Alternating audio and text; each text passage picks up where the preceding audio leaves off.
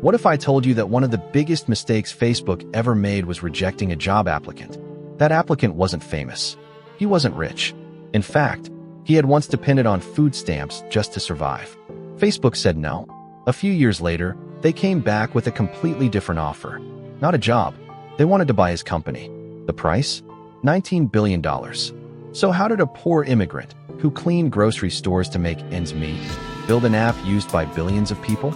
Let's discover the incredible story of Jan Koum, the founder of WhatsApp. Jan Koum was born on February 24, 1976, in Ukraine, then part of the Soviet Union.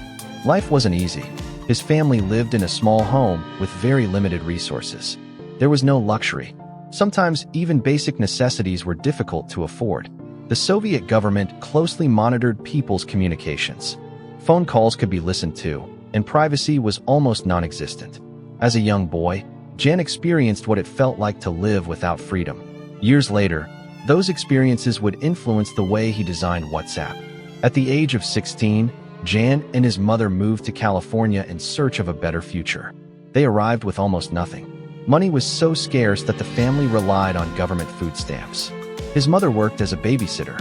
Jan cleaned grocery stores and took any small job he could find.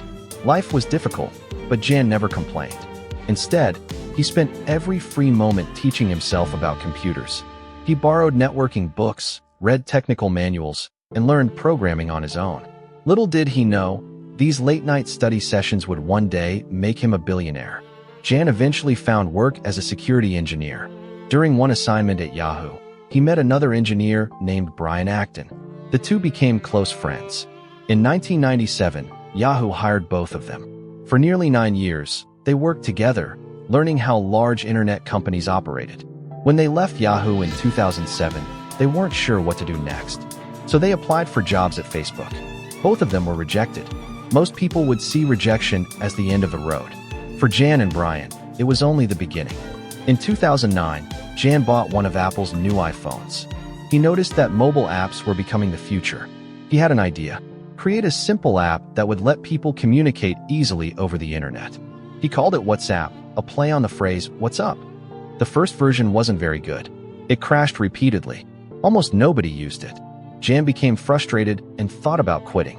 But Brian Acton encouraged him to keep going. Soon, Apple introduced push notifications. Jan realized people could receive messages instantly. He transformed WhatsApp into a messaging app.